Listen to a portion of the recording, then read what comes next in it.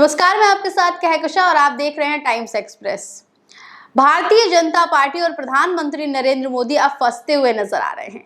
Speaker पद को लेकर तो पहले ही विपक्ष और सत्ता पक्ष में जोरदार घमासान देखने को मिल रहा था, लेकिन भारतीय जनता पार्टी ने खेल खेला और ओम बिरला को दोबारा से स्पीकर पद पर बैठा दिया।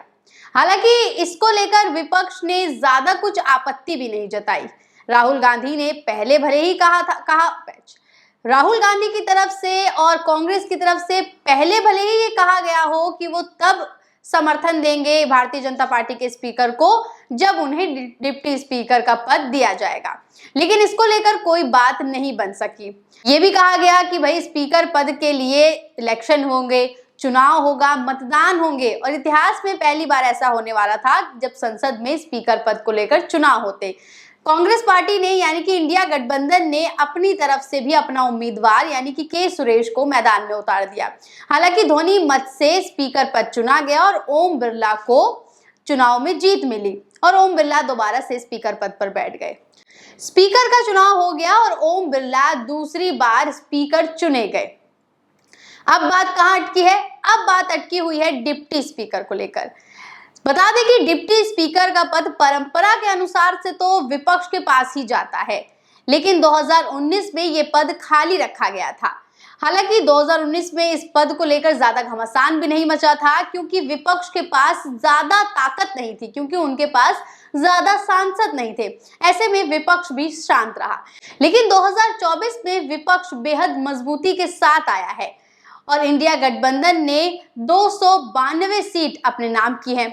ऐसे में विपक्ष इस वक्त बेहद मजबूत है और अपनी आवाज बुलंद करने के लिए उसे किसी भी तरह का कोई डर नहीं है।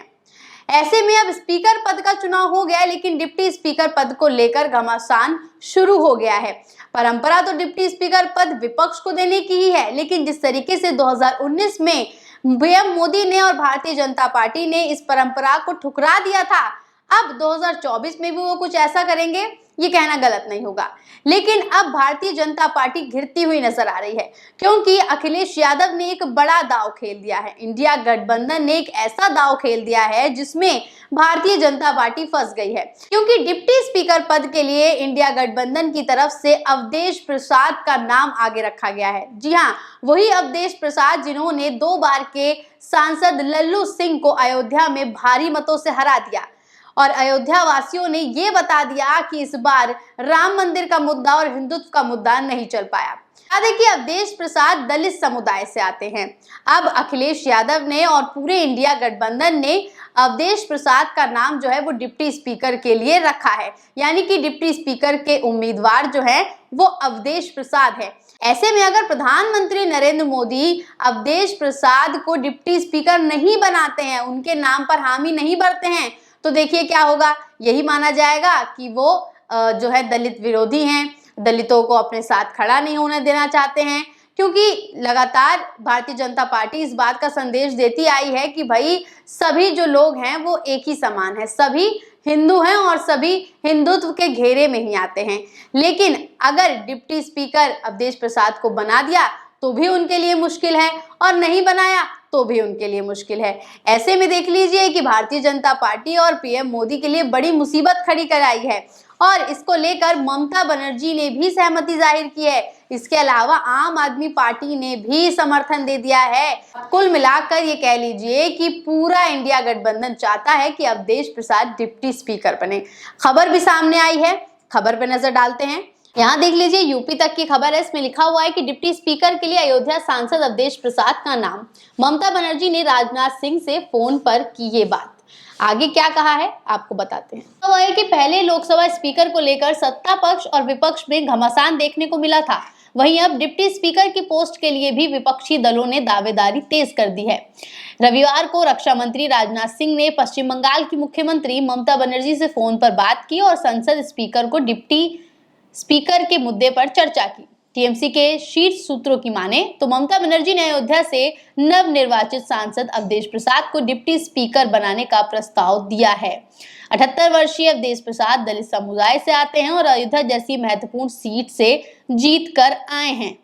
देखिए, ममता बनर्जी ने ही सबसे पहले राजनाथ सिंह से फोन पर बात की और उन्होंने ही अवधेश प्रसाद को डिप्टी स्पीकर बनाने का प्रस्ताव जो है वो राजनाथ सिंह के आगे रखा था। इसके बाद सभी इंडिया गठबंधन के जो सांसद हैं, नेता हैं, उन्होंने इसको लेकर हामी भी भरी। आम आदमी पार्टी की तरफ से भी इनका समर्थन आया। देखिए, खबर सामने निकल कर आई है जिसमें लिखा हुआ है कि डिप्टी स्पीकर पद के लिए सपा सांसद अवधेश प्रसाद को मिला आपका समर्थन, टीएमसी ने प्रस्तावित किया था नाम।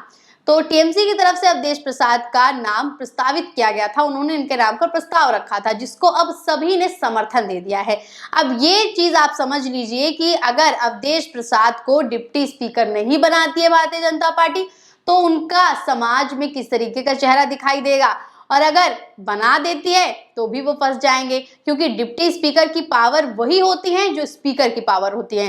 स्पीकर अगर कुछ टाइम के लिए संसद नहीं जाते हैं, अपनी कुर्सी नहीं संभालते हैं, तो उनकी कुर्सी डिप्टी स्पीकर ही संभालते हैं, यानी कि वो फैसले जो स्पीकर लेता है वो स्पीकर की गैर मौजूदगी में डिप्टी स्पीकर भी ले सकता है।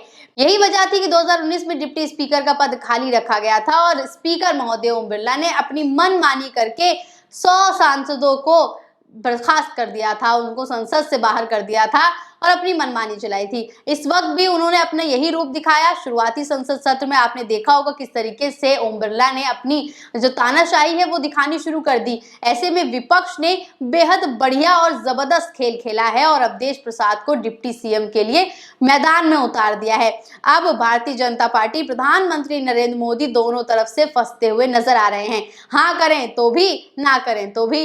अब ये यहाँ पर इनकी हालत ऐसी हो गई कि एक तरफ कुआं है और एक तरफ खाई है। तो आप यहाँ देख लीजिए कि अखिलेश यादव, ममता बनर्जी, राहुल गांधी, आम आदमी पार्टी, सबने मिलकर भारतीय जनता पार्टी को बुरी तरीके से फंसा दिया है।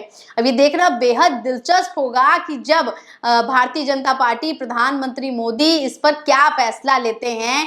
डिप्टी स्पीकर का पद अवधेश प्रसाद को अगर मिल जाता है तो विपक्ष जो है वो अभी जितना मजबूत है उससे और मजबूत हो जाएगा और अपनी आवाज उठाने के लिए संसद में उसे किसी से घबराना नहीं पड़ेगा। बन रही टाइम्स एक्सप्रेस के साथ। धन्यवाद।